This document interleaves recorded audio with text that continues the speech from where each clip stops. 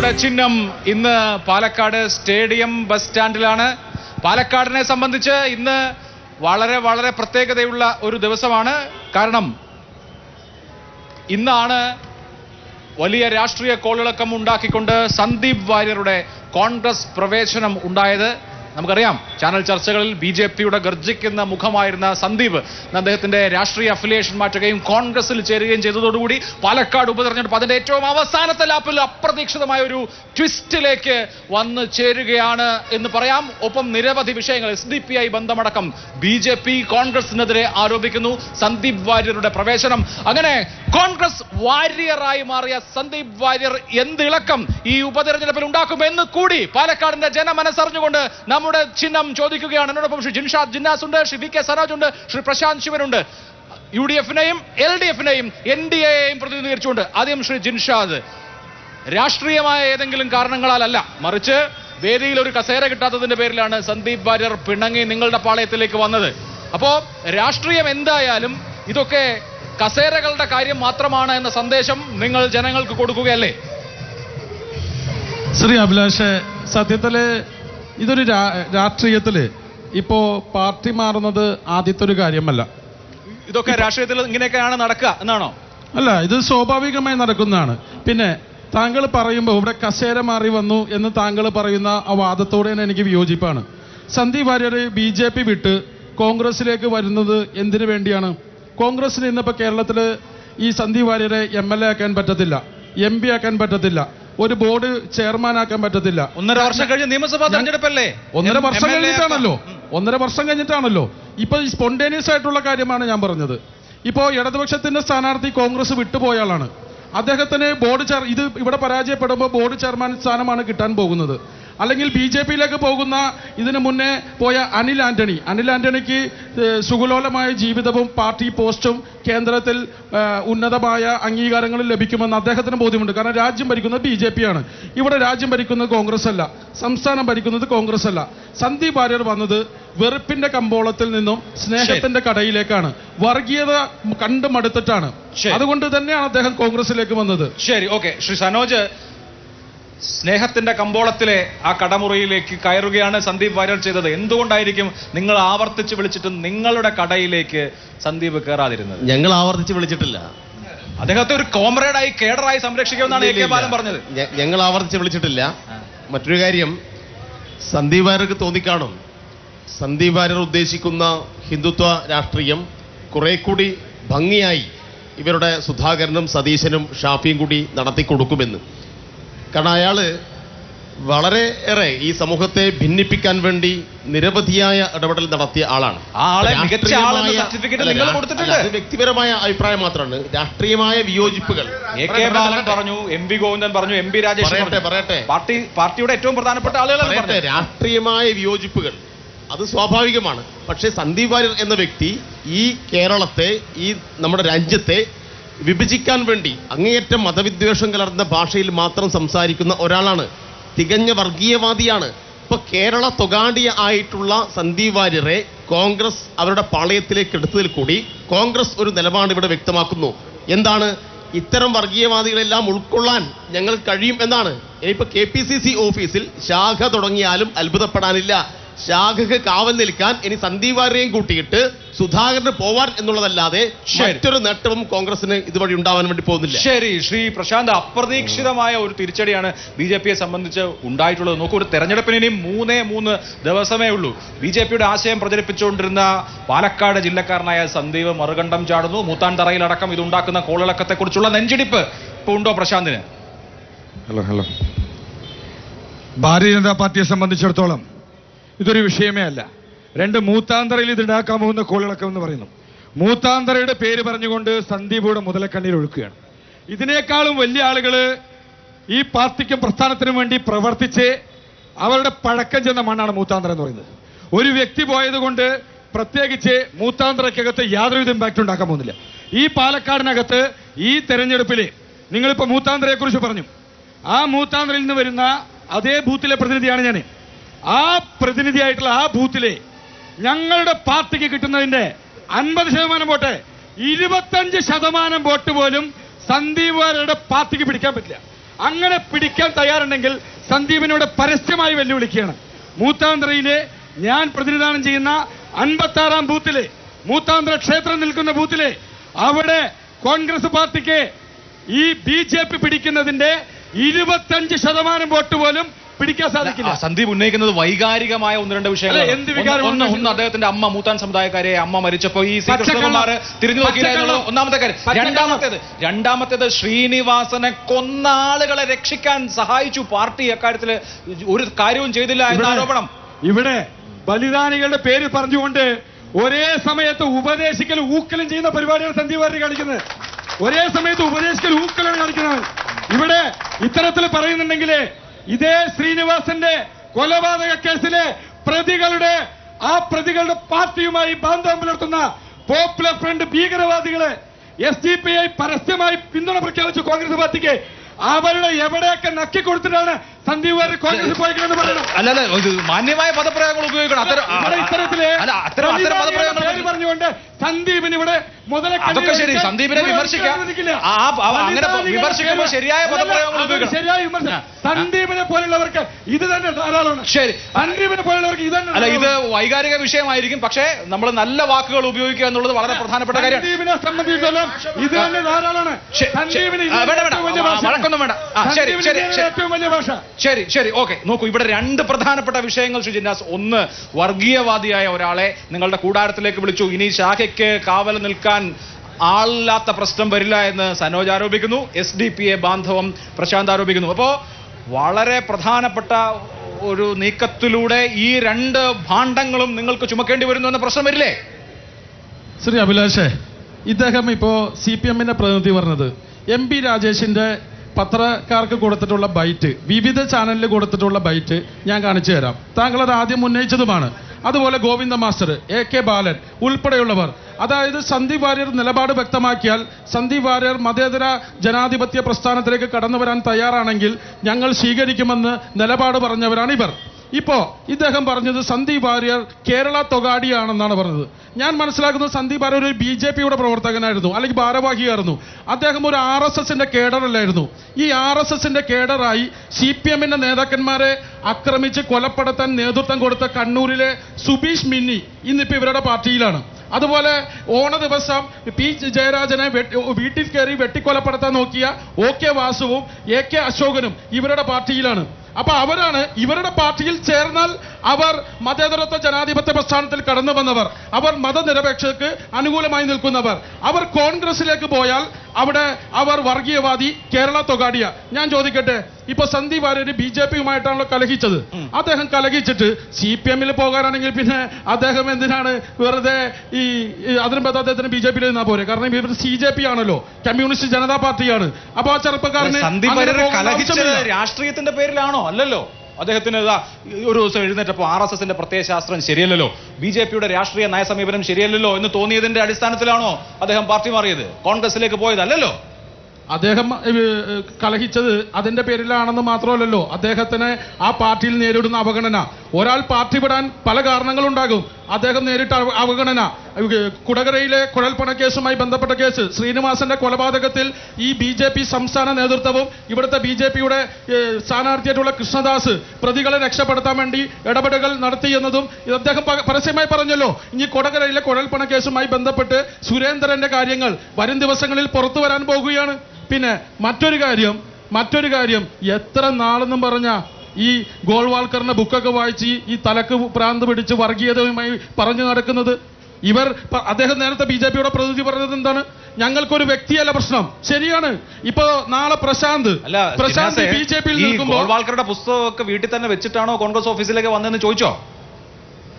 അത് ചോദിക്കാം. അത് ചോദിക്കാം. ശരി. ശ്രീ സനോജ് നോക്കൂ, ഇപ്പോ OK വാസു മാഷ നമുക്കൊക്കെ അറിയാലോ, CPM-ന് ഏറ്റവും കൂടുതൽ രക്തസാക്ഷികൾ ഉണ്ടായ ഒരു കാലത്ത് ഞാൻ വരാം ഏറ്റവും കൂടുതൽ രക്തസാക്ഷികൾ ഉണ്ടായ കാലത്ത് BJP-യുടെ ജില്ലാ അധ്യക്ഷനായിരുന്ന ആളാണ്. അന്ന് ഒരു ഭീകരനെ അവതരിപ്പിക്കുന്നത് പോലെ നിങ്ങളൊക്കെ അന്ന് സനോജ് ഒരു പക്ഷെ അത്ര സജീവ രാഷ്ട്രീയത്തിൽ ഇല്ലെങ്കിൽ പോലും അങ്ങനെ കണ്ടിരുന്ന ഒരു OK വാസു മാഷിന് CPM-ൽ ചേരാമെങ്കിൽ പിന്നെ സന്ദീപ് വാര്യർക്ക് കോൺഗ്രസ് ചേരാനാണോ? എത്ര ഉദാഹരണങ്ങളുണ്ട്. പിന്നെയും ചെറിയ പ്രവർത്തനമായിരുന്നു. OK വാസു മാഷ് അങ്ങനെയല്ല. പറയൂ. ഇവിടെ രാഷ്ട്രീയം മാറുന്നതിനെ കുറിച്ചല്ല ഞാൻ പറഞ്ഞത്. സന്ദീപ് വാര്യർ അയാളുടെ രാഷ്ട്രീയവും പ്രത്യയശാസ്ത്രവും ഉപേക്ഷിച്ച് തന്നെയാണോ കോൺഗ്രസിലേക്ക് പ്രവേശിച്ചത് എന്നത് സ്വാഭാവികമായിട്ടും ഇത് കണ്ടു നിൽക്കുന്ന ആളുകൾക്ക് സംശയമുണ്ട്. പറയട്ടെ എന്റെ അവസരമാണല്ലോ. അപ്പൊ സന്ദീപ് വാര്യർ ഉദ്ദേശിക്കുന്നത്, സന്ദീപ് വാര്യർ മുന്നോട്ട് വെക്കുന്ന ഹിന്ദുത്വ പ്രത്യയശാസ്ത്രം അത് കോൺഗ്രസും നല്ലതുപോലെ മുന്നോട്ട് കൊണ്ടുപോകുന്നു എന്ന് സന്ദീപ് വാര്യർക്കും അത് നോക്കി നിൽക്കുന്ന ആളുകൾക്കും മനസ്സിലാവുന്നുണ്ട്. അതുകൊണ്ടാണ് ഞാൻ പറഞ്ഞത്, ശാഖക്ക് കാവൽ നിന്നതിന്റെ മഹാത്മ്യം വിളിച്ചു പറയുന്ന ഒരാളാണ് KPCCയുടെ പ്രസിഡന്റ്. മറ്റൊരു കാര്യം, RSSന്റെ സ്ഥാപക നേതാക്കളിൽ പ്രധാനിയായിരുന്ന ഗോൾവാൾക്കറുടെ ഫോട്ടോവിന് മുന്നിൽ നല്ലതുപോലെ കുനിഞ്ഞു നിന്ന് നല്ലതുപോലെ പ്രാർത്ഥന നടത്തിയിട്ടുള്ള ഒരാൾ ഇവരുടെ പ്രതിപക്ഷ നേതാവാണ്. അപ്പൊ ഇങ്ങനെല്ലാമുള്ള ആളുകൾക്കിടയിലേക്ക് എനിക്ക് എന്തുകൊണ്ട് പോയിക്കൂടാ എന്ന് സന്ദീപ് വാര്യർ ചിന്തിക്കുന്നതിൽ ഒരുപാട് ഒരു പ്രയാസവും അദ്ദേഹത്തിന് ഉണ്ടാവാൻ സാധ്യതയില്ല.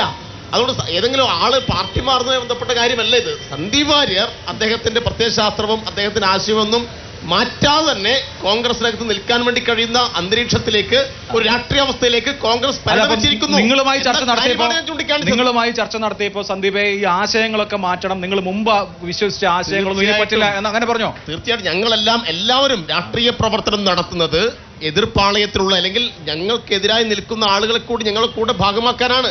അവിടെ നാളെ നരേന്ദ്രമോദി അദ്ദേഹം RSSനെ തള്ളിപ്പറഞ്ഞുകൊണ്ട് ഇങ്ങോട്ട് വന്നാൽ സ്വീകരിക്കും എന്ന് തന്നെയാണ് ഞങ്ങളുടെ നിലപാട്.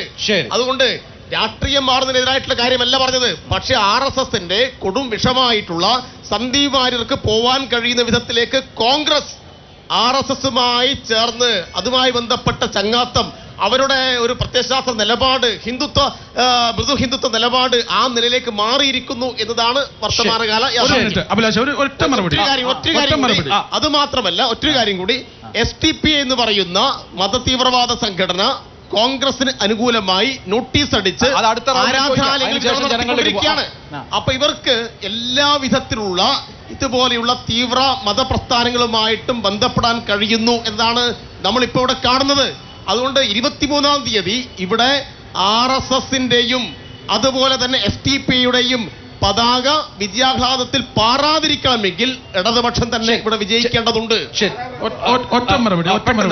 ഇവിടെ ഗുജറാത്തിലെ കലാപമുണ്ടാക്കി നൂറുകണക്കിന് മനുഷ്യരെ ചുട്ടരിച്ചു കൊന്ന് ഗോദ്രയിലെ സന്യാസിമാരുടെ ട്രെയിന് തീവെച്ച് അതിന്റെ പേരിൽ അന്വേഷണം നേരിട്ട് പിന്നീട് അധികാരത്തിന്റെ പേരിൽ പിന്നീട് അതിന്റെ വർഗീയതയുടെ പേരിൽ രാജ്യത്തെ പ്രധാനമന്ത്രിയായ നരേന്ദ്രമോദിയെ ഞങ്ങൾ രാഷ്ട്രീയത്തിന്റെ പേരിൽ സ്വീകരിക്കും. അപ്പോഴും ഇവിടെ സന്ദീപ് വാര്യരെ സ്വീകരിക്കില്ല എന്ന് പറഞ്ഞാൽ CPMന്റെ ഇരട്ടത്താപ്പാണ്. അത് ഇരട്ടത്താപ്പാണ്. നിങ്ങളിടുമ്പോ ബെർമൂഡ, വള്ളിക്കളസം നിൽക്കുന്ന ആളായി മാറി. RSS ഏത് കോൺഗ്രസ് ഏത് തിരിച്ചറിയാൻ കഴിയാത്ത വിധത്തിൽ വലിയ കൺഫ്യൂഷൻ ഇവിടെ ഉണ്ടാവുന്നു.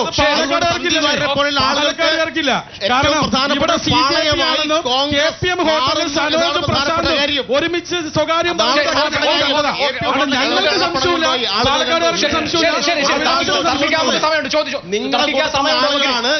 ഹോട്ടലിൽ നിങ്ങളെ ആളുകൾ പണം കൊണ്ടുവന്നത് എന്ന് ഞങ്ങൾ പറഞ്ഞു തന്നത്. ചോർന്നതുപോലെ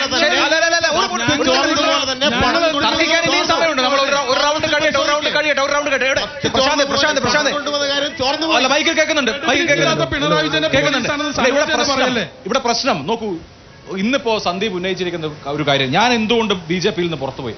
അദ്ദേഹം പറഞ്ഞത് ധർമ്മരാജന്റെ പണം കിട്ടാത്ത ആളാണ് ഞാൻ. ആ ലിസ്റ്റിൽ, അതായത് കുഴൽപ്പണം വരുന്ന കുഴലിന്റെ അറ്റത്തില്ലാത്തതാണ് എന്റെ പ്രശ്നം എന്നാണ് അദ്ദേഹം പറഞ്ഞത്. കുഴലിന്റെ അറ്റത്തില്ലാത്തല്ല, അദ്ദേഹം ഇവിടെ നിന്ന് കോൺഗ്രസ് പാർട്ടിയിലേക്ക് പോയത് ആരൊക്കെ ഇടനില നിന്നിട്ടാണെന്ന് വളരെ വ്യക്തമായ ബോധ്യമുണ്ട്.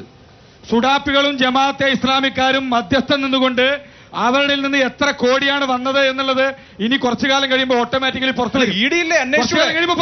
കുറച്ചു കാലം കഴിയുമ്പോൾ പുറത്തു വരും. പിന്നെ നേരത്തെ പറഞ്ഞു നിർത്തി, ഇവിടെ നേരത്തെ പറഞ്ഞു, ഇവിടെ ആരോപണം അദ്ദേഹം ഉന്നയിച്ച് ശ്രീനിവാസൻ കേസ് എന്നൊക്കെ പറഞ്ഞു. ഈ ശ്രീനിവാസന്റെ വധശ്രമ കേസിലെ പ്രതികളായിട്ടുള്ള പോപ്പുലർ ഫ്രണ്ടുകാരുടെ രാഷ്ട്രീയ രൂപമായിട്ടുള്ള സുഡാപ്പികളുടെ SDPIക്കാരുടെ പിന്തുണ പാലക്കാട്ടെ കോൺഗ്രസുകാർക്കാണ്. ഈ കോൺഗ്രസ് പാർട്ടിയോടൊപ്പമാണ് സന്ദീപ് വാര്യർ പോയിരിക്കുന്നത്. അപ്പൊ അദ്ദേഹത്തിന് ഇവിടുത്തെ ശ്രീനിവാസൻ ജി എന്നുള്ള പേരുച്ചരിക്കുന്നത് പോലും അവന് യാതൊരു തരത്തിലുള്ള അർഹതയുമില്ല. പിന്നെ ഇവിടെ ഇത്തരത്തിൽ തെരഞ്ഞെടുപ്പിന്റെ ഈ കഴിഞ്ഞ കുറെ ദിവസമായിട്ട് പാലക്കാട് പ്രചരണത്തിൽ പാലക്കാട് പാർട്ടിയുമായിട്ടൊന്നും വന്നിട്ടില്ല. അവസാന സമയത്ത് അദ്ദേഹം ഈ എന്താ പറയാ, പണ്ട് പറയാറുണ്ട്, വീട്ടിലെ കുട്ടികൾക്ക് കഴിക്കാൻ കിട്ടാൻ കുറച്ച് വൈകി എന്ന് പറഞ്ഞുകൊണ്ട് സ്വന്തം അഭേദ്യം വാരി തിന്നുകയെന്ന് പറയും. അതുപോലെയാണ് ഇപ്പൊ സന്ദീപ് വാര്യർ കാണിച്ചിരിക്കുന്നത്. ഇവിടെ ഈ പാർട്ടിയിലെ അദ്ദേഹം ആദ്യം പുറത്തുപോയപ്പോ എന്താ പറഞ്ഞത്? എന്റെ വീട്ടിൽ മരണത്തിന് ആൾ വന്നില്ല, വേദിയിലിരിക്കാൻ സീറ്റ് കിട്ടിയില്ല. ഇത്രയൊക്കെ പറയുന്ന ആളുകൾക്ക് ഈ നാട്ടിലെ ബലിദാനികളെ കുറിച്ച് പറയുന്നതിന് സന്ദീപിന് ഒരു അർഹതയുമില്ല. പിന്നെ ഇവിടെ ഇത്തരത്തിലെ നിങ്ങൾ ഈ മുതലക്കണ്ണീർ ഒഴുക്കി കഴിഞ്ഞാൽ ഇത് കണ്ടു നിൽക്കുന്ന ആളുകളല്ല കേരളത്തിലെ പാർട്ടിയുടെ പ്രവർത്തകര്. അവർക്ക് ഈ കുങ്കുമഹരിത പതാകയ്ക്ക് അപ്പുറത്ത് ആരോടെങ്കിലും വിധേയത്വമുണ്ടെങ്കിൽ അത് ഞങ്ങളുടെ ബലിദാനികളോടും അവരുടെ ഓർമ്മകളോടും മാത്രമാണ്. ശരി, ഓക്കെ. ഇനി അടുത്ത വിഷയത്തിലേക്ക്, അതിനുശേഷം ജനങ്ങളിലേക്ക് പോകും. ഒന്ന് ഇവിടെ ഉന്നയിച്ച വിഷയം SDPI പിന്തുണ. അദ്ദേഹം തുടക്കത്തിൽ ഉപയോഗിച്ച വാക്കുകളൊക്കെ സന്ദീപിനെതിരെ ഉപയോഗിക്കുമ്പോഴും അദ്ദേഹം രോക്ഷാകുലനാകുമ്പോഴും അദ്ദേഹത്തിന്റെ ഹൃദയം പെടയുന്നുണ്ടെന്ന് മനസ്സിലായില്ലേ? BJP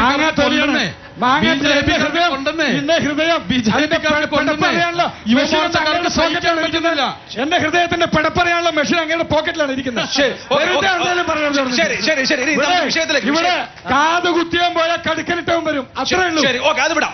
ഇനി ഇവിടെ അടുത്ത ഉന്നയിച്ച വിഷയം SDPI പിന്തുണയ്ക്കുന്നു, പരസ്യമായി കോൺഗ്രസിനെ പിന്തുണയ്ക്കുന്നു. കഴിഞ്ഞ ലോക്സഭാ തെരഞ്ഞെടുപ്പിന്റെ സമയത്ത് ഇതേപോലെ SDPI പിന്തുണച്ചു. ആ സമയത്ത് VD സതീശൻ വാർത്താ സമ്മേളനം നടത്തി പറഞ്ഞു, ഞങ്ങൾക്ക് SDPIയുടെ പിന്തുണ വേണ്ട. ഇന്ന് ആവർത്തിച്ച് ചോദിക്കുന്നു, SDPIയുടെ പിന്തുണ അതുപോലെ നിങ്ങൾ തള്ളിക്കളയോ? അങ്ങനെ ചെയ്യുന്നില്ല. എന്തുകൊണ്ടാണ് പാലക്കാട് SDPIയുടെ പിന്തുണ നിങ്ങൾ വാങ്ങിക്കുന്നത്? ഞങ്ങൾ എന്തായാലും SDPIയുടെ പിന്തുണ വാങ്ങിച്ചതായിട്ട് എന്റെ അറിവിലില്ല. ഈ നിമിഷം വരെ, ഈ ചർച്ച തുടങ്ങുന്നതിന് മുന്നേ വരെ ഞാൻ ചാനൽ കണ്ടിട്ട് വന്നതാണ്. ഞങ്ങളാരും പിന്തുണ ചോദിച്ചു പോയിട്ടില്ല. ഞങ്ങളാരും ഒരു മിനിറ്റ് സാറേ, ഒരു മിനിറ്റ് സാറേ, ഒരു മിനിറ്റ് ആയിക്കോട്ടെ. ഞങ്ങളാരും പിന്തുണ ചോദിച്ചു പോയിട്ടില്ല. ഇവിടെ ഞങ്ങളൊരു വർഗീയവാദിയുടെ വോട്ട് ഞങ്ങൾ ആവശ്യപ്പെട്ടിട്ടില്ല. ഞങ്ങൾക്കൊരു വർഗീയവാദിയുടെ വോട്ടും വേണ്ട. ഞങ്ങളൊരു സന്ദീപ് വാര്യര് പോയതിന് SDPIയുടെ പിന്തുണ, അല്ലെങ്കിൽ ഞങ്ങൾക്ക് ഇവിടെ സന്ദീപ് വാര്യര് SDPIയോടൊപ്പമാണെന്നൊക്കെ അങ്ങനെയല്ല പ്രശാന്ത്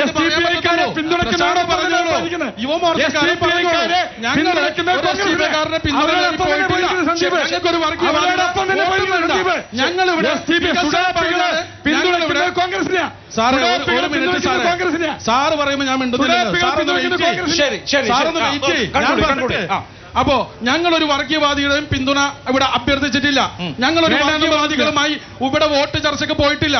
അങ്ങനെയൊക്കെ പോയവര് അത് സഖാവ് പിണറായി വിജയന്റെ നേതൃത്വം കൊടുക്കുന്ന ADGPമാര് RSSന്റെ ആചാര്യന്മാരുമായി രഹസ്യ ബാന്ധവമുണ്ടാക്കി. RSSന്റെ ആചാര്യൻ ശ്രീ N എന്ന് പറയുന്ന മനുഷ്യനുമായി അദ്ദേഹവുമായി ഇവർ രഹസ്യ ബാന്ധവമുണ്ടാക്കി. അതിന്റെ പേരിലൊക്കെ ഇവർക്ക് എന്ത് വേണമെങ്കിലും പറയാം. കാരണം ഈ പാലക്കാട് പരസ്യമായി ഒരു മിനിറ്റ് ഞാൻ പറയട്ടെ കൊടുത്തിരിക്കുന്നു വോട്ടർമാർക്ക്. നിങ്ങൾ നിങ്ങളുടെ അവസരത്തിൽ പറഞ്ഞു.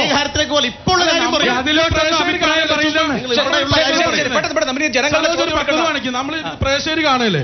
അപ്പോ ഞാൻ പറഞ്ഞു വരുന്നത്, ഞങ്ങൾ ഇവിടെ ഒരു വർഗീയവാദിയുടെ വോട്ടും മേടിച്ചിട്ടില്ല. പിന്നെ അതൊക്കെ ചെയ്തേക്കുന്നത് നിങ്ങളാണ്. നിങ്ങൾക്കിപ്പോ രണ്ടുപേർക്കും ഒരേ വാദമാണ്. സുരേന്ദ്രനും ഗോവിന്ദനും ഒരേ വാദമാണ്. പിണറായി വിജയനും V മുരളീധരനും ഒരേ വാദമാണ്.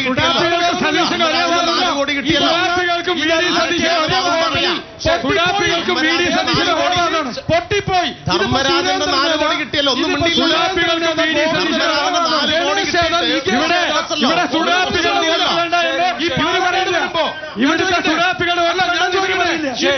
പറയട്ടെ, പാലക്കാട് KPMൽ ഗണേഷ് ഏതാ, നികേഷ് ഏതാ മനസ്സിലാവുന്നില്ല.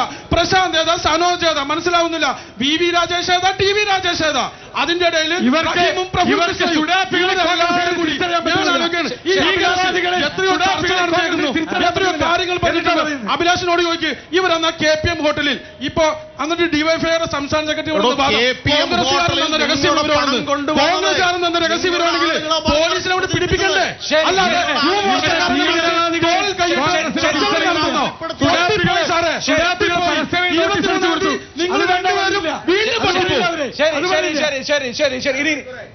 ശരി, ഇനി നമുക്ക് ചോദ്യങ്ങളിലേക്ക് കിടക്കാം. ഇവിടെ ആരോടാണ് ചോദ്യം? BJP പ്രതിനിധിയോടാണ്. ഈ പാലക്കാട് ലോകസഭയിലും നിയമസഭയിലും വാർഡ് ഇലക്ഷൻ ആയാലും ഈ BJPക്ക് മറ്റൊരു സ്ഥാനാർത്ഥിയെ കിട്ടാത്തത് കൊണ്ടാണ് തോൽക്കാൻ വേണ്ടി നിർത്തുന്ന സ്ഥാനാർത്ഥിയാണോ പാലക്കാട് ശ്രീ കൃഷ്ണകുമാറായി മാറിയത് എന്ന് BJP പ്രതിനിധി ഒന്ന് പറഞ്ഞാൽ വളരെ നന്നായിരിക്കും. മറുപടി പറയട്ടെ. പറഞ്ഞോ. ഇവിടെ ചോദ്യം ചോദിച്ചാൽ കോൺഗ്രസിന്റെ പ്രതിനിധിയാണെന്ന് ഞാൻ വിചാരിക്കുന്നുണ്ട്, കോൺഗ്രസ് പ്രവർത്തകനാണെന്ന് വിചാരിക്കുന്നുണ്ട്. അല്ല അല്ല പറയട്ടെ ഉത്തരം പറയണ്ടല്ലോ. ജമാൽക്ക് എന്തിനാ പഠിക്കണേ? ഇവിടെ BJP-യെ സംബന്ധിച്ചിടത്തോളം ഞങ്ങളുടെ പാർട്ടി 2000 മുതൽ പഞ്ചായത്ത് തെരഞ്ഞെടുപ്പിൽ 2020 വരെ മത്സരിക്കുന്നുണ്ട് കൃഷ്ണകുമാർ. അവിടെ ഇവരുടെ നഗരസഭാ ചെയർമാനെ വരെ അദ്ദേഹത്തിന്റെ വാർഡിൽ പോയി പരാജയപ്പെടുത്തിയ ആളാണ് കൃഷ്ണകുമാർ. പിന്നെ BJP-ക്ക് ആരെ സ്ഥാനാർത്ഥിയാക്കണമെന്ന് നല്ല ബോധ്യമുണ്ട്. നിങ്ങൾക്ക് വേണമെങ്കിൽ സുഡാപ്പികളെയോ തീവ്രവാദികളെയോ ഭീകരവാദികളെയോ നിങ്ങൾ സ്ഥാനാർത്ഥിയാക്കാം. BJP സ്ഥാനാർത്ഥിയാക്കേണ്ടത് ആരെയാണെന്ന് BJP തീരുമാനിക്കും. നിങ്ങൾ തീരുമാനിക്കണ്ട.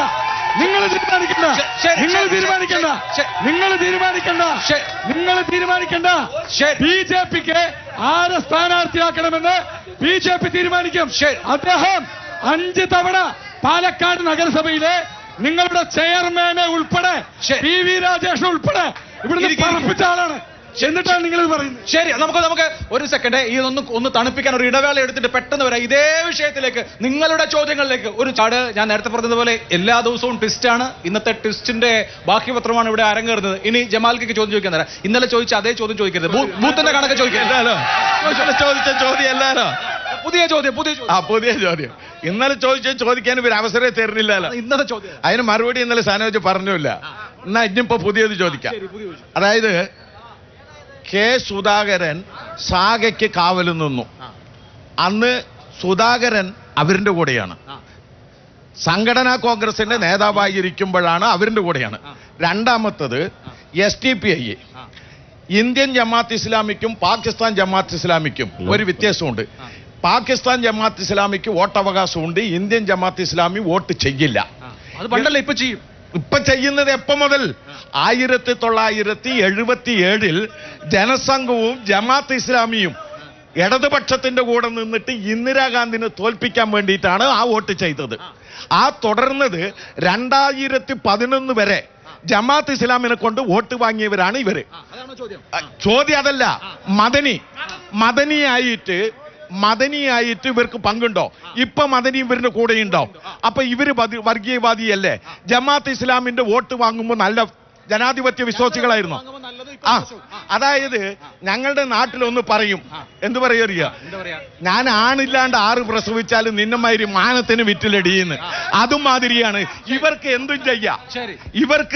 എന്തും ചെയ്യാം, മറ്റുള്ളവർക്ക് ഒന്നും ചെയ്യാൻ പാടില്ല. അതാണ് ചോദ്യം. ഇത്രയേ ഉള്ളൂ. ജമാഅത്തെ ഇസ്ലാമിയുടെ വോട്ട് 2011 വരെ വാങ്ങിയ നിങ്ങൾ എങ്ങനെ UDF-നെ കുറ്റം പറയും? ഒന്ന്, PDP ഇപ്പോഴും പിന്തുണക്കുന്നില്ല. ഇതാണ് ജമാലൊക്കെ ചോദിച്ചതിൽ ആദ്യം പറഞ്ഞത്. കെ സുധാകരൻ അന്ന് നടത്തിയ പ്രസംഗം നിങ്ങൾ ഒന്നുകൂടി എടുത്ത് കേൾക്കണം. അദ്ദേഹം പറഞ്ഞത്, ഞാൻ കണ്ണൂരിൽ DCC-യുടെ ഭാരവാഹിയായിരിക്കുന്ന ഘട്ടത്തിൽ RSS-ന്റെ ശാഖക്ക് കാവൽ നിന്നിട്ടുണ്ട്. ഒരു കാര്യം കൂടി പറയുന്നുണ്ട്. അന്ന് DYFI-യുടെയും CPM-ന്റെയും അക്രമകാരികൾ RSS-ന്റെ ശാഖ കീഴ്പ്പെടുത്താൻ വേണ്ടി വന്നപ്പോ അവർക്ക് കാവൽ നിൽക്കാൻ ഞാനായിരുന്നു മുന്നിൽ നിന്നത് എന്നാണ് അദ്ദേഹം പറഞ്ഞത്. അതുകൊണ്ട് അദ്ദേഹം പറഞ്ഞ കാര്യം നിഷേധിക്കാൻ നോക്കണ്ട. ഇതെല്ലാം പബ്ലിക് ഡൊമൈനിൽ ഉള്ള കാര്യമാണ്. ഫോൺ എടുത്ത് യൂട്യൂബ് അടിച്ച് നോക്കിയാൽ അറിയാൻ വേണ്ടി കഴിയും. വെറുതെ കളവ് പറഞ്ഞ ആളുകൾ തെറ്റിദ്ധരിപ്പിക്കണ്ട. പിന്നെ ജമാഅത്തെ ഇസ്ലാമിയുടെ വോട്ടൊന്നും ഇടതുപക്ഷം വാങ്ങിയിട്ടില്ല. ഞങ്ങൾക്കൊരു വർഗീയവാദികളുടെയും വോട്ട് വേണ്ട. നിങ്ങൾക്കാണ്. ഞാൻ പറയട്ടെ സുഹൃത്തെ, പറഞ്ഞപ്പോ ഞാനൊന്നും പറഞ്ഞില്ലല്ലോ. എന്റെ ഉത്തരത്തെ നിങ്ങൾ എന്തിനാ ഭയപ്പെടുന്നത്? നിങ്ങൾ ചോദിച്ചു, ഞാൻ കേട്ടു. മര്യാദ പാലിക്കേ. നിങ്ങൾ ചോദിച്ചപ്പോ ഞാൻ തടസ്സപ്പെടുത്തിയില്ലല്ലോ. നിങ്ങളുടെ ചോദ്യം ഞാൻ തടസ്സപ്പെടുത്തിയിട്ടില്ല. ഞാൻ ഉത്തരം പറയുമ്പോൾ നിങ്ങൾ തടസ്സപ്പെടുത്തുകയാണ്. നിങ്ങൾ എന്തിനാ ഇത്ര ഭയപ്പെടുന്നത്? നിങ്ങൾ ഇത്ര ഭയപ്പെടണ്ട. ഞങ്ങൾ ഇവിടെ ഉന്നയിക്കുന്ന വളരെ പ്രധാനപ്പെട്ട ഒരു കാര്യമുണ്ട്. SDPI ഈ മണ്ഡലത്തിലെ മുഴുവൻ ആരാധനാലയങ്ങളിലും UDF-നെ വിജയിപ്പിക്കാൻ വേണ്ടിയിട്ട് ഒരു ലഘുലേഖ പ്രിന്റ് ചെയ്ത് കൊടുത്തിരിക്കുന്നു. ആ വോട്ട് ഞങ്ങൾക്ക് വേണ്ട, SDPയുടെ വോട്ട് വേണ്ട എന്ന് പറയാനുള്ള ആർജവം ഇവർക്കുണ്ടോ എന്നാണ് വളരെ പ്രധാനപ്പെട്ട ചോദ്യം. ഇവരിതുവരെ വേണ്ട എന്ന് പറയുന്നില്ല, വേണമെന്നും പറയുന്നില്ല. എന്നാൽ പിന്നെ അങ്ങനെയെല്ലാം കാര്യങ്ങളങ്ങ് നടന്നോട്ടെ എന്നാ പറയുന്നത്. അതിനാണ് ഞങ്ങൾ ഇവിടെ ചൂണ്ടിക്കാണിച്ചത്. അത് ചൂണ്ടിക്കാണിക്കുമ്പോൾ മറ്റു പല കാര്യങ്ങളും പറഞ്ഞിട്ട് അതിനെ എതിർക്കാൻ വേണ്ടി നോക്കണ്ട. ഞങ്ങൾക്ക് ജമാഅത്തെ ഇസ്ലാമിയുടെ വോട്ട് വേണ്ട, RSS-ന്റെ വോട്ട് വേണ്ട, ഒരു മത തീവ്രവാദ സംഘടനകളുടെയും വോട്ട് ഞങ്ങൾക്ക് വേണ്ട. ഞങ്ങൾക്ക് ഈ നാടിന്റെ ജനാധിപത്യവും മതനിരപേക്ഷതയുമാണ് പ്രധാനം. ആ കാര്യത്തെ മുൻനിർത്തിയിട്ടാണ് ഞങ്ങളിവിടെ മത്സരിക്കുന്നത്. ശരി, കൂടുതൽ ചോദ്യങ്ങൾ നമ്മളെ BJP പ്രതിനിധിയോടാണ്. കഴിഞ്ഞ 9 വർഷമായി ഇവർ നഗരസഭ ഭരിച്ച് കുട്ടിച്ചോറാക്കി വെച്ചിരിക്കുകയാണ്. അപ്പൊ എന്തായാലും പറയാം, പാലക്കാട് നഗരത്തിലെ Sultanpet complex, Olavakkode comfort station complex, ഈ സ്റ്റേഡിയം ബൈപ്പാസ് ഇതിന് മുമ്പിൽ കാണുന്ന ഷോപ്പിംഗ് കോംപ്ലക്സ്, അതിന് പുറമെ ടൗൺ ഹാളിന് 3,77,00,000 രൂപ ഷാഫി പറമ്പിൽ ആസ്തി വികസന ഫണ്ടിന് കൊടുത്തിട്ട് അതിന്റെ പോലും പണി പൂർത്തിയാക്കാത്ത നിങ്ങൾ ആകെ ചെയ്ത ഒരു വികസനം എന്ന് പറയുന്നത് നിങ്ങളുടെ BJP കാര്യാലയം മോടി പിടിപ്പിക്കുകയും പിന്നെ ഒരു മാറ്റം നടത്തിയത് നിങ്ങളുടെ പ്രിയ അജയനെ മാറ്റി പ്രമീള ശശിധരൻ ചെയർപേഴ്സൺ ആക്കി എന്നുള്ളതാണ്. ഇതിലെന്താ മറുപടി? മുനിസിപ്പാലിറ്റി 2-3 കാര്യങ്ങൾക്ക് മറുപടി പറയണം. ഞങ്ങളുടെ പാർട്ടി പ്രിയാജയനെ മാറ്റി പ്രമീള ശശിധരനെ ചെയർപേഴ്സൺ ആക്കിയെന്ന് പറഞ്ഞു. ഞങ്ങൾക്ക് ഒരു സെക്കൻഡ് മറുപടി കേൾക്കണം. ഞങ്ങൾക്ക് 28 കൗൺസിലർമാരുള്ളതുകൊണ്ട് ഞങ്ങൾക്ക് ആരെ വേണമെങ്കിലും മാറ്റി ചെയർപേഴ്സൺ ആക്കാം. ശിവരാജേഷന്റെ ഭാര്യ കൗൺസിലർ അല്ലാത്തതുകൊണ്ട് അദ്ദേഹത്തിന് ഭാര്യയെ പിടിച്ച് കൗൺസിലർ ആക്കാൻ പറ്റില്ല. അദ്ദേഹത്തിന് ഭാര്യ കൗൺസിലർ ആകാവില്ല. BJPക്ക് 28 കൗൺസിലർമാരുണ്ട്. അതുകൊണ്ട് ഞങ്ങൾക്ക് ആരെ വേണമെങ്കിൽ കൗൺസിലർ ആക്കാം. അത് ഞങ്ങളുടെ പാർട്ടിയുടെ കാര്യമാണ്. ഇനി ഇവർക്ക് കൗൺസിലറെ മാറ്റണമെന്നുണ്ടെങ്കിൽ അവരുടെ പാർട്ടി ഈ തെരഞ്ഞെടുപ്പിൽ മത്സരിച്ച് അദ്ദേഹത്തിന്റെ ഭാര്യയ്ക്ക് സീറ്റ് കൊടുത്ത് അദ്ദേഹത്തിന്റെ ഭാര്യ കോൺഗ്രസ് പാർട്ടിയിൽ ജയിച്ചു കയറി എന്നിട്ട് അവർ ചെയർമാൻ ആവണോ എന്ന് അവർക്ക് അധികാരം കിട്ടുമ്പോൾ അവർ തീരുമാനിച്ചോട്ടെ. 2, ഇനി പാലക്കാട് നഗരസഭയ്ക്കകത്ത് പറഞ്ഞു, ടൗൺ ഹാളിനെ കുറിച്ച് നേരത്തെ പറഞ്ഞു. ടൗൺ ഹാള് പൊളിച്ചിട്ടിട്ട് എന്റെ പൊന്നു ചേട്ടാ പറയുമ്പോ മറുപടി കേക്ക്. ഇവിടെ ടൗൺ ഹാള് പൊളിച്ചിട്ട സമയത്ത് MLA ഷാഫി പറമ്പിൽ അദ്ദേഹത്തിന്റെ ഫണ്ടിൽ ഉൾപ്പെടുത്തി കെട്ടാമെന്ന് പറഞ്ഞാണ് പൊളിച്ചിട്ട്. അതിനുശേഷം അതിന്റെ DPR തയ്യാറാക്കി. 3 കോടി രൂപയാണ് DPR വന്നത്. അതിന് 1 കോടി രൂപയാണ് ഷാഫി പറമ്പിൽ അനുവദിച്ചത്. 2, അതിന്റെ ഡിസൈൻ ഓക്കെ അല്ല എന്ന് പറഞ്ഞുകൊണ്ട് അന്നത്തെ മീറ്റിംഗിൽ പോയത് MLA ആയിരുന്നു. പിന്നെ അതിന്റെ ഡിസൈൻ ഓക്കെ ആക്കിയിട്ട് MLA വന്നില്ല. 2, ഇനി ഇവർക്ക് നഗരസഭയെ വിശ്വാസമില്ലെങ്കിൽ ഇവർക്ക് എന്ത് ചെയ്യാമായിരുന്നു? KSRTC ബസ് സ്റ്റാൻഡ് അതൊരു അനധികൃത കെട്ടിടമാണ്. ആ കെട്ടിടത്തിന് ഇവരെങ്ങനെയാണോ MLA മോണിറ്റർ ചെയ്ത് കെട്ടിയത് അതുപോലെ ടൗൺ ഹാൾ അവർക്ക് കെട്ടാമായിരുന്നു. അപ്പൊ ഇത്തരത്തിൽ കള്ളത്തരങ്ങൾ പറഞ്ഞാൽ ഞങ്ങൾ തിരിച്ച് മറുപടി തരാം. അത് കേൾക്കാനുള്ള സൗകര്യം. അടുത്ത ചോദ്യം ഞങ്ങള് 3 പേരോടും ചോദിക്കുക, 3 നേതാക്കന്മാരോടും ചോദിക്കുക. ഞങ്ങൾ സ്ത്രീകളായ ഞങ്ങളുടെ വാക്കുകൾക്ക് ഇന്നലെ 2 ചാനലിലും ഞങ്ങൾ വന്ന് പറഞ്ഞു, ഞങ്ങൾ അംഗൻവാടി ടീച്ചർമാരാണ്, റിട്ടയർഡ് ആയി ഒന്നും കിട്ടാത്തവരാണ്. 3 പേരും ഉത്തരം പറയൂ. ഞങ്ങൾ എന്ത് ചെയ്യണം? ഞങ്ങളുടെ ക്ഷേമനിധി പൈസ എവിടെ?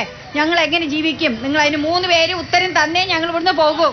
ഹലോ, ഞങ്ങൾ ക്ഷേമനിധി സാമൂഹ്യക്ഷേമ വകുപ്പിന്റെ ക്ഷേമനിധി ബോർഡിലേക്ക് അന്വേഷിച്ചപ്പോൾ അവിടെ ഫണ്ടില്ല പറഞ്ഞു.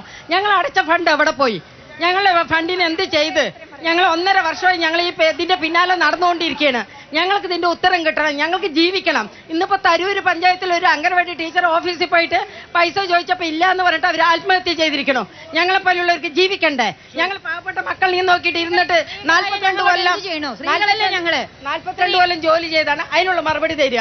വളരെ സനോജ് ഉത്തരം പറയേണ്ട വിഷയമാണ് പെൻഷൻ.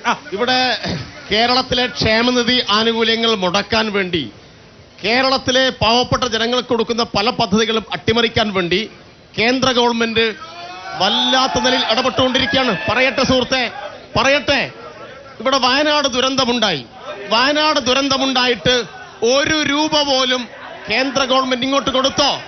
വയനാട് ദുരന്തത്തിന്റെ ഭാഗമായി പറയട്ടെ കൊടുത്തില്ല. അപ്പൊ കേരളത്തോട് അങ്ങേയറ്റം വിരോധം കലർന്ന സമീപനമാണ് സ്വീകരിക്കുന്നത്. 70,000-ൽ കൂടുതൽ കോടി രൂപ കേന്ദ്ര ഗവൺമെന്റ് സംസ്ഥാനത്തിന് അർഹമായ നികുതി വിഹിതം ഉൾപ്പെടെ തടഞ്ഞു വെച്ചപ്പോ ഞങ്ങൾ ഡൽഹിയിൽ പോയി സമരം നടത്തി, സുപ്രീം കോടതിയിൽ പോയി നിയമപോരാട്ടം നടത്തി. ആ നിയമപോരാട്ടത്തെ അനുകൂലിക്കാൻ, കേരളത്തിന് വേണ്ടി വാദിക്കാൻ കോൺഗ്രസിന്റെ വക്താക്കൾ, കോൺഗ്രസിന്റെ ഉത്തരവാദിത്തപ്പെട്ട MPമാർ, കോൺഗ്രസിന്റെ നേതൃത്വം ഈ കേരളീയ ജനതയെ സഹായിക്കാൻ ആവശ്യമായ നിലപാടുകൾ സ്വീകരിച്ചില്ല. ആ സമരത്തെ ഉൾപ്പെടെ തള്ളിപ്പറയുന്ന നിലപാടാണ് സ്വീകരിച്ചത്. അതുകൊണ്ട് ഞങ്ങൾക്ക് ഈ നാട്ടിലെ ജനങ്ങളോട് അഭ്യർത്ഥിക്കുവാനുള്ളത്, കേന്ദ്ര ഗവൺമെന്റ് നടത്തിക്കൊണ്ടിരിക്കുന്ന കേരളത്തോടുള്ള അവഗണനക്കെതിരായിട്ടുള്ള ശക്തമായ വിധിയെഴുത്തായിട്ട് ഈ തെരഞ്ഞെടുപ്പിനെ മാറ്റണം എന്നുള്ളതാണ്. ഞങ്ങളാണ് 400 രൂപയുള്ള പെൻഷൻ 1600 രൂപയാക്കി ഉയർത്തിയത്. 400-ൽ നിന്ന് 1600 രൂപയാക്കി ഇവിടെയുള്ള പെൻഷൻ ഉയർത്തിയിട്ടുണ്ട്. ഇനിയും 2000 രൂപയാക്കി ഉയർത്തണം എന്നാണ് ഞങ്ങളുടെ ആഗ്രഹം. ഞങ്ങളുടെ പ്രകടന പത്രികയിൽ ആ കാര്യങ്ങൾ പറഞ്ഞിട്ടുണ്ട്. ആ അമ്മമാർ പറഞ്ഞ ഞങ്ങൾക്ക് ചോദിക്കാനുള്ള ക്ഷേമനിധി ബോർഡിൽ അടയ്ക്കേണ്ട കാര്യമാണ്. ഞങ്ങളുടെ അക്വിറ്റൻസിൽ പൈസ എടുക്കണം. തീർച്ചയായിട്ടും ആ എമൗണ്ട് ഞങ്ങൾക്ക് ലഭിക്കണം. അതിനുള്ള മറുപടി മാത്രം എന്ന അഭിപ്രായം ഞങ്ങളെ സംബന്ധിച്ചിടത്തോളം ഇല്ല. എല്ലാം ലഭിക്കേണ്ടതാണ്. പക്ഷെ ഇവിടെയുള്ള ആനുകൂല്യങ്ങൾ ആളുകൾക്ക് ലഭിക്കാതിരിക്കാൻ ആവശ്യമായിട്ടുള്ള നിലപാടുകൾ കേന്ദ്ര ഗവൺമെന്റും അവരെ സഹായിച്ചുകൊണ്ട് കോൺഗ്രസും ഈ കേരളത്തെ നശിപ്പിക്കാൻ വേണ്ടി ഇടപെട്ടുകൊണ്ടിരിക്കുന്നു എന്നതാണ് നമുക്ക് മുമ്പിലുള്ള യാഥാർത്ഥ്യം. അതാണ് നമ്മൾ വയനാട് ദുരന്തത്തിന്റെ ഭാഗമായി നമ്മളിപ്പോൾ അനുഭവിച്ചുകൊണ്ടിരിക്കുന്നത്. 3 പ്രതിനിധികളോടും ചോദ്യം ചോദിക്കാനുണ്ട്. ആദ്യത്തെ ചോദ്യം BJPയുടെ പ്രതിനിധിയോടാണ്. ഇവിടെ ഒരു വേദിയിലിരിക്കുന്ന ഒരു ആൾ ചോദിച്ചിട്ടുണ്ടായിരുന്നു നഗരസഭയുടെ ടൗൺ ഹാൾ പൊളിച്ചിട്ട വിഷയവുമായി ബന്ധപ്പെട്ട്.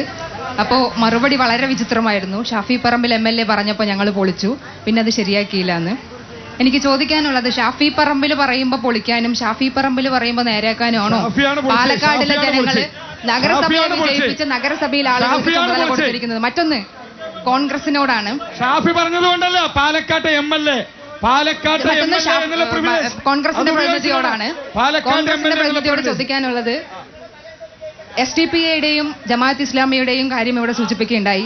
പേരെടുത്തു പറഞ്ഞ് ഇത്തരം വർഗീയവാദികളുടെ ജമാഅത്ത് ഇസ്ലാമിയുടെയും SDPIയുടെയും വോട്ട് കോൺഗ്രസുകാർക്ക് വേണ്ട എന്ന് പറയാൻ നിങ്ങൾ എന്താണ് തയ്യാറാവാത്തത്? അത് പറയാനുള്ള ആർജവം ഈ ചർച്ചയിൽ കാണിക്കുമോ എന്നുള്ളത് ചോദിക്കാനുണ്ട്. മറ്റൊന്ന് LDFന്റെ പ്രതിനിധിയോടാണ് ചോദിക്കാനുള്ളത്. LDFന്റെ സ്ഥാനാർത്ഥിയായി മത്സരിക്കുന്നത് ഡോക്ടർ സരിനാണ്.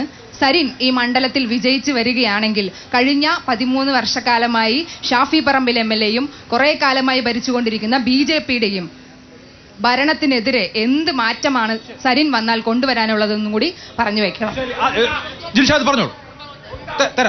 ആ സഹോദരി ചോദിച്ച ഒന്നാമത്തെ ചോദ്യം ഷാഫി പറമ്പിൽ പറഞ്ഞപ്പോ അല്ല, അത് പ്രശാന്തിനോട് ചോദിച്ചാണ്, അതിന് ഉത്തരം പറഞ്ഞു. ഷാഫി പറമ്പിൽ ചോദിച്ചപ്പോൾ തന്നെ പൊളിച്ചു എന്ന് പറഞ്ഞാൽ അങ്ങനെ പറയുന്നത് കൊണ്ടാണ് അദ്ദേഹം ഇന്ന് BJPയിൽ തുടരുന്നതും അതുകൊണ്ടാണ് അദ്ദേഹം BJP ആയതും. ഇദ്ദേഹം പ്രശാന്താണല്ലോ ഇവിടെ ചർച്ചയിൽ ഇരിക്കുന്നത്. പ്രശാന്തല്ലേ മറുപടി പറഞ്ഞത് കേട്ടോ. അതുകൊണ്ടാണ് അദ്ദേഹം ഇന്ന് BJPയിൽ ഇരിക്കുന്നത്. ആ ഷാഫി പറമ്പിൽ അദ്ദേഹത്തിന്റെ ആസ്തി വികസന ഫണ്ടിൽ നിന്നും 3 കോടി രൂപ കൊടുത്തിട്ട് അതിന്റെ നടപടിക്രമങ്ങൾ നടത്താൻ നിങ്ങളുടെ അവസരത്തിൽ പറഞ്ഞോളൂ.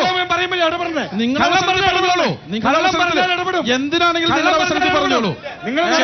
മുനിസിപ്പാലിറ്റി ഒരു മിനിറ്റ് അദ്ദേഹം അനുവദിച്ചത് 1 കോടി. താങ്കള് 3 കോടി അതിന്റെ വെയിറ്റ് ചെയ്യൂ. അദ്ദേഹം അനുവദിച്ച 1 കോടി. DPR 3 കോടിയാണ്. താങ്കളൊന്ന് വെയിറ്റ് ചെയ്യൂ. താങ്കൾ ഇവിടെ ഷാഫി പറമ്പിൽ അദ്ദേഹത്തിന്റെ ആസ്തി വികസന ഫണ്ട് ഉപയോഗിച്ചു.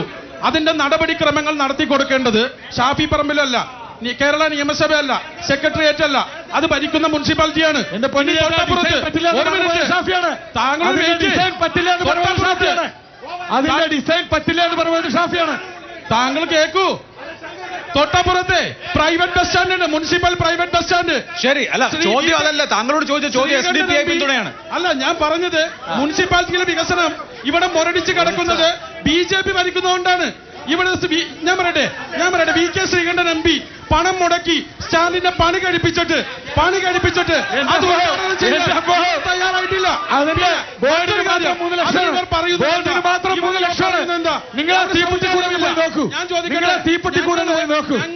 ഇളക്കി മറിച്ച മണ്ണ് നനച്ച് അതിൽ ഞങ്ങൾ വിത്ത് പാക്കി അത് മുളച്ച് അതിനകത്ത് വെള്ളവും വളവും കൊടുത്ത് ഒരു പൂന്തോട്ടമാക്കിയപ്പോ ആ പൂന്തോട്ടത്ത് ബോർഡ് വെക്കാൻ ഈ BJPയുടെ നഗരസഭ തയ്യാറാക്കുന്നില്ല.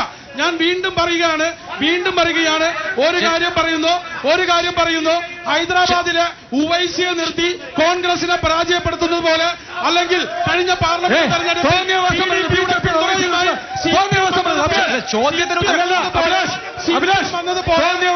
കഴിഞ്ഞ പഞ്ചാബ് തെരഞ്ഞെടുപ്പ്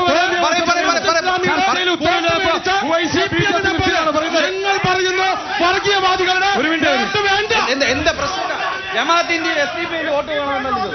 ഞാൻ ചോദിച്ച ചോദ്യം ജമാഅത്ത് ഇസ്ലാമിയുടെയും SDPIയുടെയും വോട്ട് വേണമെന്നാണ്. അരി എത്ര എന്ന് ചോദിക്കുമ്പോ പയർ 5 അടി പിന്നെ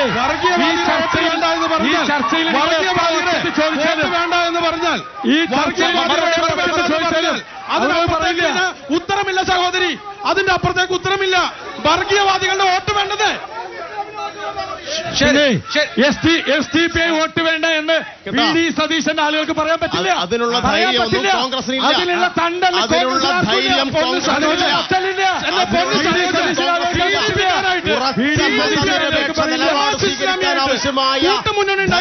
ഇച്ഛാശക്തിയുമാണ് ഇവർക്ക് തെരഞ്ഞെടുപ്പിൽ ആഗ്രഹിക്കുന്നത്. എന്നോട് ചോദ്യം ഉണ്ടായിരുന്നു. ഞാൻ മറുപടി പറയണ്ട. എന്നോട് ചോദ്യം ഉണ്ടായിരുന്നു. അല്ല ഒരു സെക്കൻഡ് എനിക്കൊരു ഇടവേള വേണം. പെട്ടെന്ന് എന്റെ മറുപടി ഇവിടെ വികസനവുമായി ബന്ധപ്പെട്ട കാര്യം പറഞ്ഞു. ഒരു കാര്യം ഞങ്ങൾ ഉറപ്പ് നൽകാം. ഇനിയിപ്പോ ഈ അടുത്ത നിയമസഭാ തെരഞ്ഞെടുപ്പിന് 1.5 വർഷം മാത്രമാണുള്ളത്. ഈ 1.5 വർഷത്തിനിടയിൽ ഈ പാലക്കാട് കഴിഞ്ഞ 13 വർഷമായി ഉണ്ടായിട്ടുള്ള വികസന മുരടിപ്പിന് പരിഹാരം കണ്ടെത്തുമെന്ന ഉറപ്പാണ് ഞങ്ങൾക്ക് ഇവിടെ പ്രഖ്യാപിക്കാനുള്ളത്. ഇവിടെ 13 വർഷമായിട്ട് ഇവിടെ സ്റ്റേഡിയം ഉണ്ടോ? ജില്ലയുടെ എന്താണുള്ളത്? ഒരു ഭാഗത്ത് മുനിസിപ്പൽ ഭരണം അവതാളത്തിൽ, മറുഭാഗത്ത് ഈ നിയമസഭാ മണ്ഡലം പ്രതികരിക്കുന്ന MLAക്ക് വ്യാജ കാർഡടിച്ചിട്ട് സംഘടനാ കമ്മിറ്റി പിടിക്കാനുള്ള ധൃതിയാണ് ഈ നാട്ടിലെ ജനങ്ങളുടെ പ്രശ്നങ്ങൾ കൈകാര്യം ചെയ്യാൻ ഇവർക്ക് സമയമില്ല. ജനങ്ങളുടെ പ്രശ്നത്തിൽ ഇടപെടാൻ സമയമില്ല. വ്യാജ കാർഡടിക്കാനും കള്ളപ്പണം കടത്താനും മാത്രമേ ഷാഫിക്കും കൂട്ടർക്കും സമയമുള്ളൂ. അതുകൊണ്ട് ജനങ്ങളുടെ പ്രശ്നത്തിൽ ഇടപെടുന്ന ഒരു ജനകീയ MLA ആണ് ഇവിടെ ആവശ്യം. ആ MLA ശരീരത്തിൽ കൂടി ഈ നമുക്കൊരു ഇടവേള അത്യാവശ്യമാണ്. ഇടവേള കഴിഞ്ഞ് വരുമ്പോ നിങ്ങളുടെ ഒക്കെ ചോദ്യങ്ങളിലേക്ക് വരും. നേരെ ചോദ്യങ്ങളിലേക്ക് വരികയാണ്. ഒരു സെക്കൻഡ് സാർ, ഒരു സെക്കൻഡ്. എന്നോട് ചോദിച്ചിരുന്നു. ഞാൻ കോൺഗ്രസിന്റെ പ്രതിനിധിയോട് ചോദിക്കുകയാണ്. ഇന്ത്യയുടെ പ്രതിപക്ഷ നേതാവാണ് രാഹുൽ ഗാന്ധി.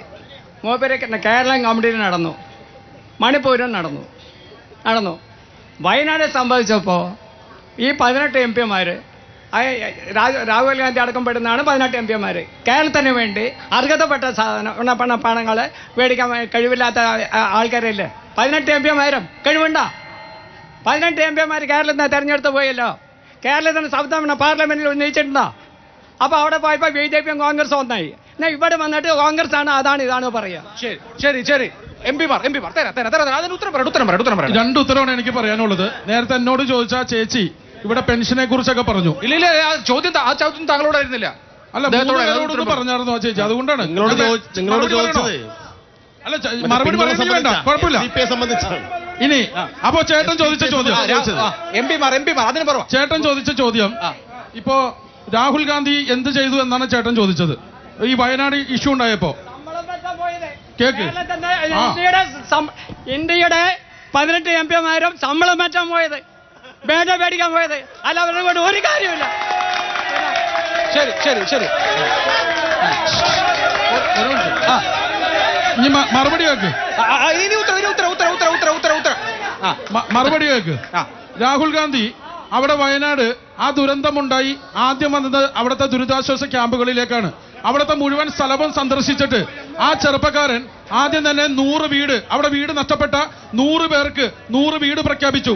എന്നിട്ട് അദ്ദേഹം കർണാടക മുഖ്യമന്ത്രിയെ വിളിച്ചു, സിദ്ധരാമയ്യ കർണാടക മുഖ്യമന്ത്രി 100 വീട് സ്പോൺസർ ചെയ്തിരിക്കുകയാണ്.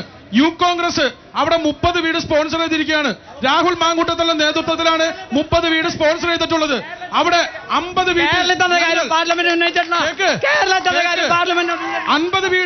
വീടിൽ ഞങ്ങൾ വാടക വീട് സൗകര്യം ഒരുക്കി കൊടുത്തേക്കാണ്. പിന്നെ രാഹുൽ ഗാന്ധി പ്രതിപക്ഷ നേതാവ് എന്ന നിലയിൽ, ഇന്ത്യയുടെ പ്രതിപക്ഷ നേതാവ് എന്ന നിലയിൽ ഇത് രാജ്യത്തെ മൊത്തത്തിലുള്ള ഒരു ദുരന്തമായി പ്രഖ്യാപിക്കണമെന്ന് പറഞ്ഞപ്പോ അത് പ്രഖ്യാപിക്കാത്ത പാർട്ടിയുടെ പേര്, സർക്കാരിന്റെ പേര് നരേന്ദ്രമോദിയുടെ BJP സർക്കാരാ. അവരാണ് ഒന്നും കൊടുക്കാത്തത്.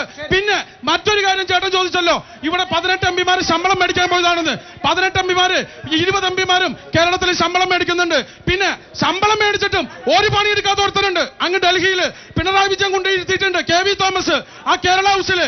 ഉളുപ്പ് വേണ്ട ചേട്ടാ. 2 ലക്ഷം രൂപയും സൗകര്യവും മേടിച്ചിട്ട് ക്യാബിനറ്റ് പവറോട് കൂടി ഒരു ഗുണവും ഇല്ലാതിരിക്കുന്നുണ്ട്.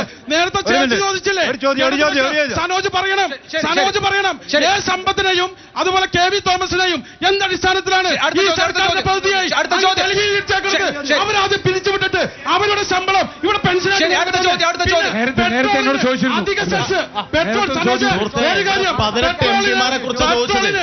അധിക സെസ് ആയി പാർലമെന്റിൽ ചോദ്യമാണ്. 18 എംപിമാർ ഇന്ത്യയുടെ പാർലമെന്റിൽ എന്ത് ശബ്ദം ഉയർത്തി? അതാണ് ചോദ്യം. ഇവിടെ വയനാടിന് വേണ്ടിയിട്ട് ഒരു പൈസ കൊടുത്തില്ല.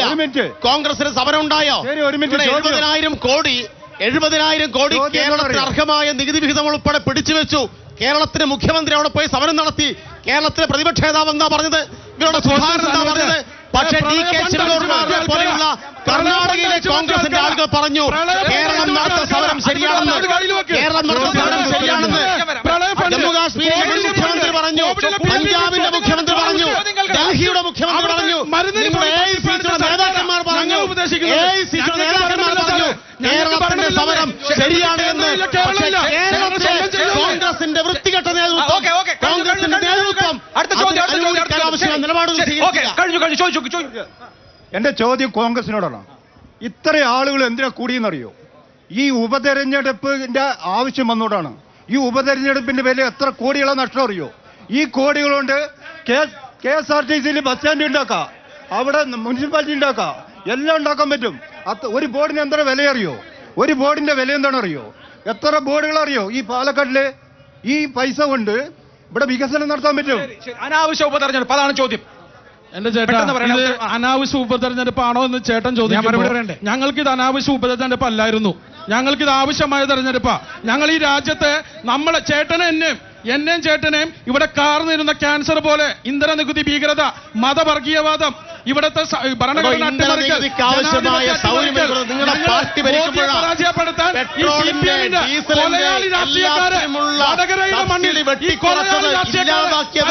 പാർലമെന്റിന്റെ അനുമതിയില്ലാതെ പെട്രോളിയം കമ്പനികൾക്ക് ഏറ്റവും വില കൂട്ടാൻ ആവശ്യമായ പാർട്ടി തുടങ്ങി വെച്ചു. അത് എന്നല്ലാതെ പെട്രോളിന്റെ വിലവർദ്ധനയെ കുറിച്ച് ഒരക്ഷരം പറയാനുള്ള ധാർമ്മികതയ്ക്കില്ല. പെട്രോളിന്റെ വിലവർദ്ധനയെ കുറിച്ച് ഒരക്ഷരം ഉരിയാടാനുള്ള ധാർമ്മികതയ്ക്കില്ല. സ്റ്റാൻഡ് പണി പറഞ്ഞു 3 ലക്ഷം രൂപ ചെലവാക്കിയിട്ട് ആരും നേരത്തെ 3-4 ചോദ്യങ്ങൾ ചോദിച്ചു. നേരത്തെ 8.5 കോടി മുടക്കേണ്ടി വന്നു. ഈ 2-3 കാര്യങ്ങൾ പറഞ്ഞു. ഷാഫി പറമ്പിൽ പൊളിക്കാൻ പറഞ്ഞാലാണ് നമുക്ക് ഷാഫി പറമ്പിൽ പൊളിക്കാൻ പറയുമ്പോൾ പൊളിക്കുന്ന ആളുകളാണ് നിങ്ങൾ നിശ്ചയിച്ചു.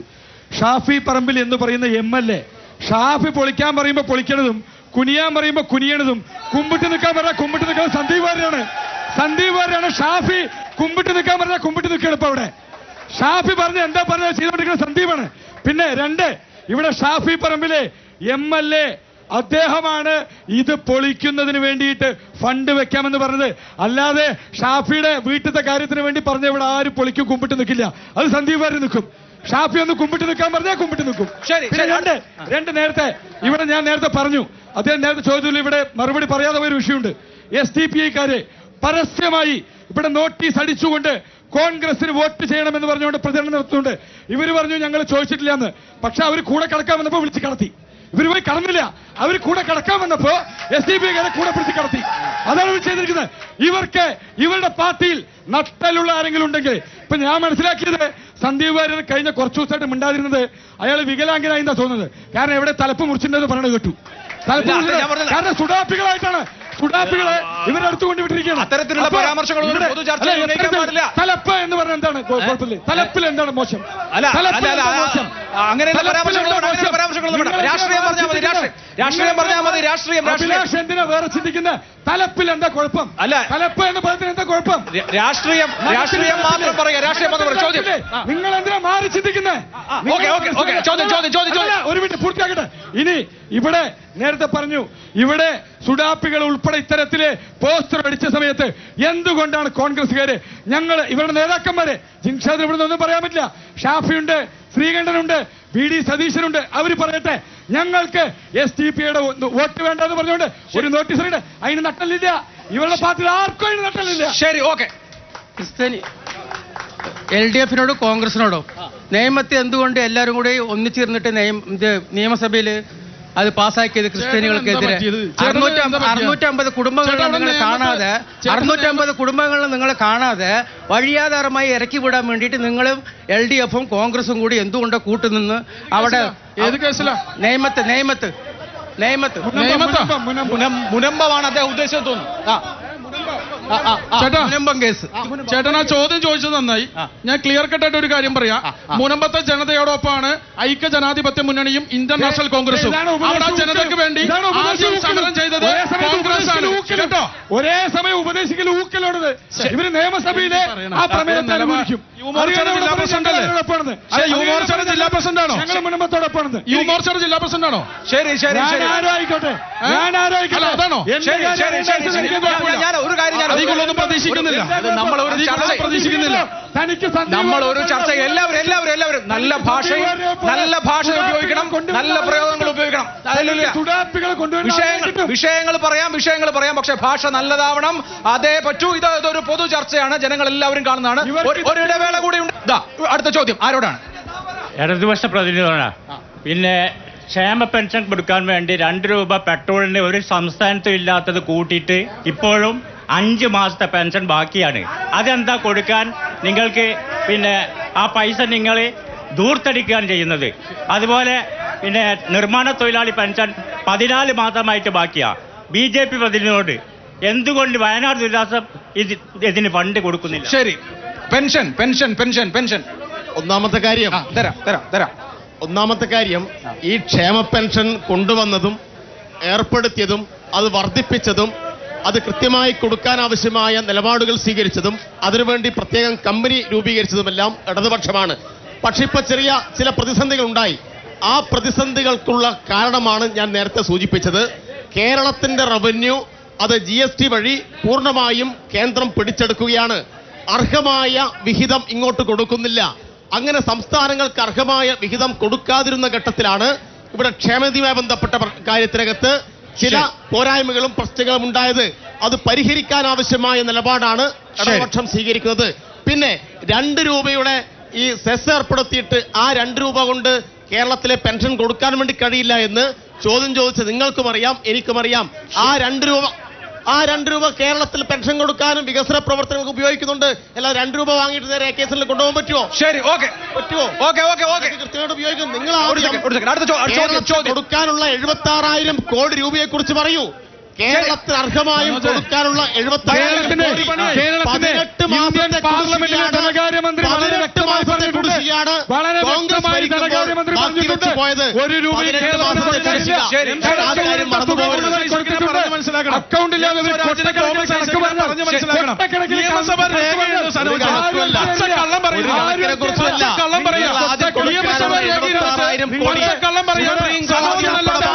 സുപ്രീം കോടതി ഉൾപ്പെടെ പറഞ്ഞു രാജ്യത്തിന്റെ പരമോന്നത കോടതി ഗവൺമെന്റിനോട് പറഞ്ഞു കേരളത്തിനർഹമായ നികുതി പാടില്ല, കൊടുക്കൂന്ന് പറയാനുള്ള. ഇവിടെ വളരെ കൃത്യമായി പാർലമെന്റിനകത്ത് കേന്ദ്ര ധനകാര്യമന്ത്രി പറഞ്ഞിട്ടുണ്ട്. ചോദ്യം പ്രശാന്തിനോട്. പ്രശാന്തിനോടല്ല, ഇടതും വലതും ആൾക്കാരോടാണ്. അതായത് നമ്മുടെ രാജ്മോഹൻ ഉണ്ണിത്താന്റെ പൊട്ട് മായ്ച്ചു കളഞ്ഞു. ഇപ്പോൾ നടക്കുന്ന 2 കാൻഡിഡേറ്റ്സും പൊട്ടിട്ടിട്ടാണ് നടക്കുന്നത്. അതിൻ്റെ വ്യത്യാസം എന്ന് പറയണം. ഒന്ന്. രണ്ടാമത്തെ കാര്യം, സന്ദീപ് വാര്യർ വരാൻ ലേറ്റായോ അതിനുള്ളൊരു മറുപടി. പിന്നെ ഒരു കാര്യം കൂടി പറഞ്ഞ് ഞാൻ നിർത്താം. നമ്മുടെ ഈ സരിൻ അവരെ എംബ്ലം നമ്മുടെ സ്റ്റെതസ്കോപ്പ് എന്തായിട്ട് നടക്കാത്തത്? സപ്പോസ് അങ്ങനെ തോറ്റാൽ ഭീമൻ രഘുവിന്റെ ഗതിയാവുമോ എന്നുള്ളത് കൂടി ഒന്ന് അറിയണം. ശരി, പറയൂ. ഇവിടെ സരിന്റെ സ്ഥാനാർത്ഥിത്വം ഈ ചോദ്യം ചോദിച്ച വലിയ വെപ്രാളവും ബേജാറും ഉണ്ടാക്കിയിട്ടുണ്ട്. ഒന്നാമത്തെ കാര്യം, സരിൻ ഇവിടെ വിജയിച്ചു വരുന്നത് ഇടതുപക്ഷത്തിന്റെ വോട്ടുകൾ കൊണ്ട് മാത്രമായിരിക്കില്ല. സരിൻ വിജയിച്ചു വരുന്നത് ഇവിടത്തെ DCC പ്രസിഡന്റ് തങ്കപ്പനെ അനുകൂലിക്കുന്ന ആളുടെ വോട്ടുണ്ടാവും, ചെന്നിത്തലയെ അനുകൂലിക്കുന്ന ആളുടെ വോട്ടുണ്ടാവും, മുരളീധരനെ അനുകൂലിക്കുന്ന ആളുടെ വോട്ടുണ്ടാവും, കരുണാകരനെ അനുകൂലിക്കുന്ന ആളുടെ വോട്ടുണ്ടാവും, മുരളീധരന്റെ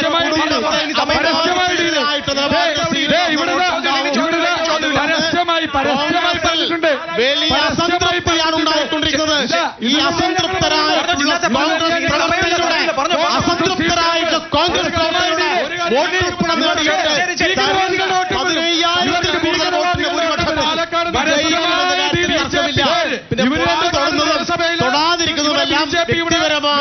സ്വാതന്ത്ര്യമാണ് ഞങ്ങൾക്ക് ഈ തവണ വോട്ട് ചെയ്യും, അതിലൊരു സംശയമില്ല.